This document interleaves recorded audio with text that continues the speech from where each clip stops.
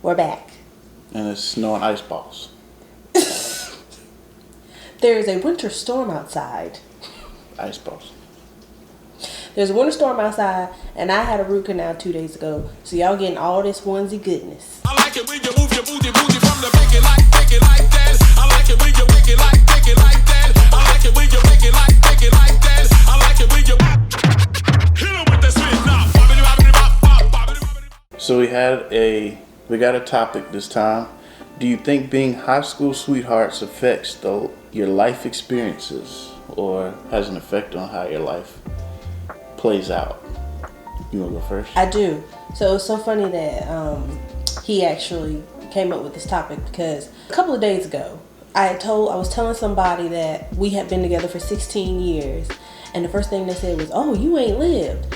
And I've been thinking about that because it's like, what could I have missed out on other than probably sex with a whole bunch of different people? And it's like, people automatically assume that just because you've been with somebody for years that you've missed out on life.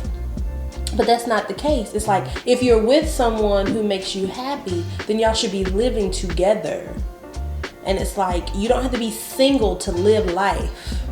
Not shading any single people. If you're single, be single. If you want to be single for the rest of your life, please. Because marriage is not easy. But just because we chose to be married and together for so long, don't mean that we live in this boring life. Yeah, I don't really know how to answer this because I don't know what an experience is without her. So, I was like 16, he was 15. Mm-hmm. So we're talking close to 20 years. Mm-hmm.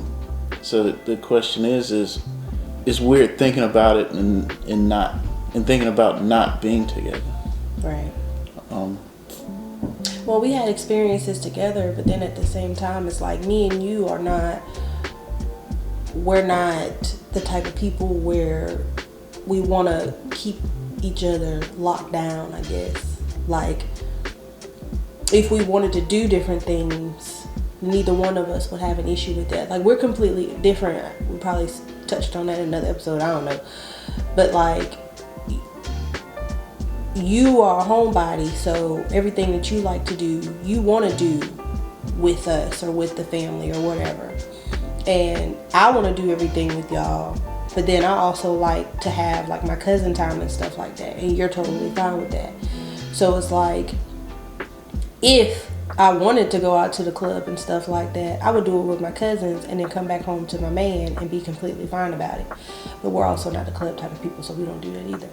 So I don't know. And then I guess it depends on the type of person that you are, because some people need that validation of, oh, in my 20s, I did all of this and I did all of that.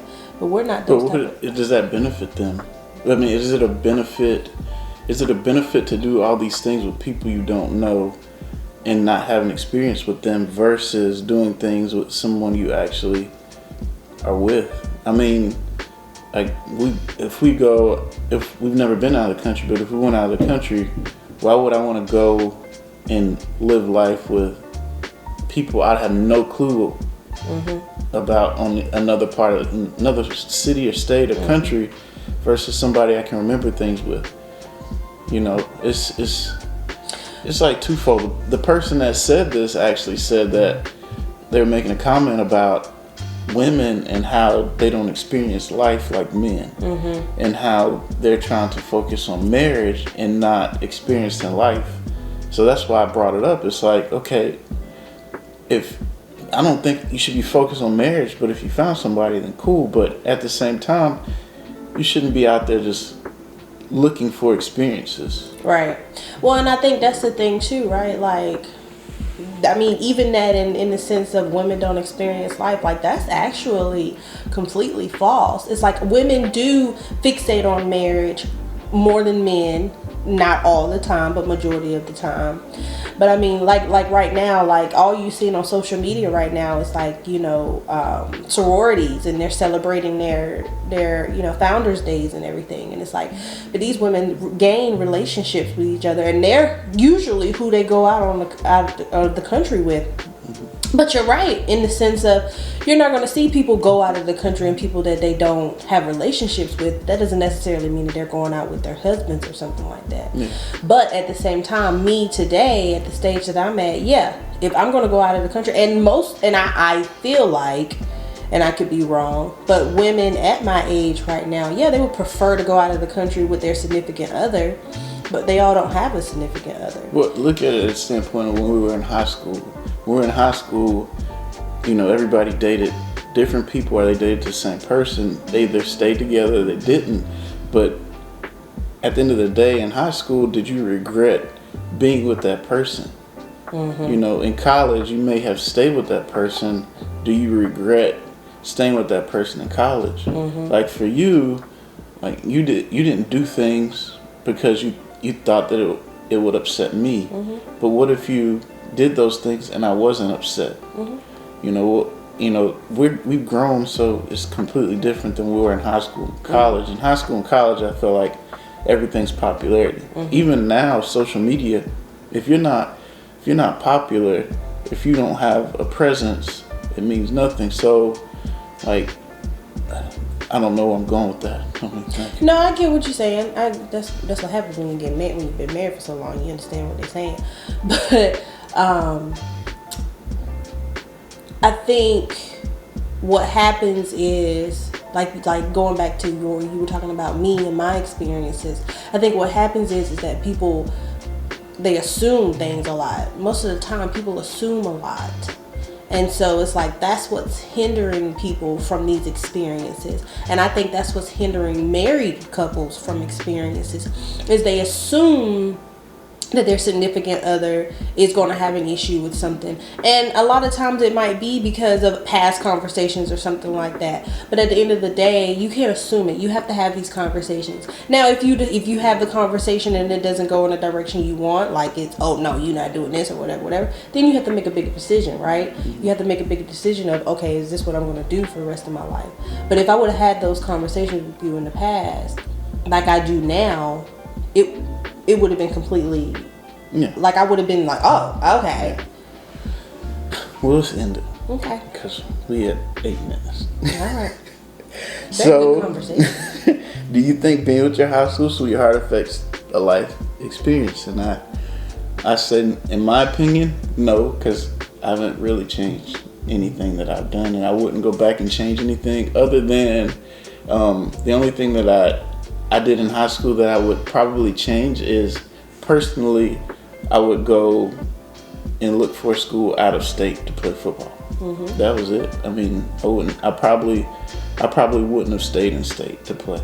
I probably would have went out of state. But other than that, we were in a long distance relationship when I started college and you were still in high school. So that wasn't the issue. Mm-hmm. But that'd be the only thing I'd change.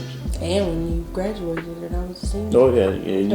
You were still in college when I graduated. Mm-hmm. And then I was in Charlotte and you were in Pembroke. So would you change? No. So my answer is no as well. I don't think being with your high school sweetheart affects your life experiences. I think we all affect our life experiences. I think the decisions we make is what affects those. I would not change being with CJ since high school. I think that if anything, he has broadened my, I guess, horizon to life, because that horizon is a little broader just because. So the sun going up, not coming down. Ooh, you reading me? No. Anyways, CJ has opened my eyes to a lot of things, because I am a stay in North Carolina, stay by my mom's side, never leave her, 3-hour road trip tops type person. But as I get older, if we decided to uproot, I would be okay with that, because I know I would have him. So I'm trying to uproot. He's trying to uproot, and honestly, I'm okay with it. if he would have said that 10 years ago, I probably would have got anxiety just sitting here like, oh my gosh, I cannot, oh my god. But now I'm like, all right. And even my mom the other day, she said, I wouldn't be surprised if y'all moved out of state. Like, she's even expecting it one day. So don't be surprised if we make a video about us uprooting one day. Yeah, it'll be after the girls leave because I can't change school districts. Once they move out, I'm gone. Anyways, our answer is no. Okay, but it would be very interesting to see what your answer is. We're going to cut this off now. No, I just said it would be interesting. Don't do that. Cut. Yeah. Everybody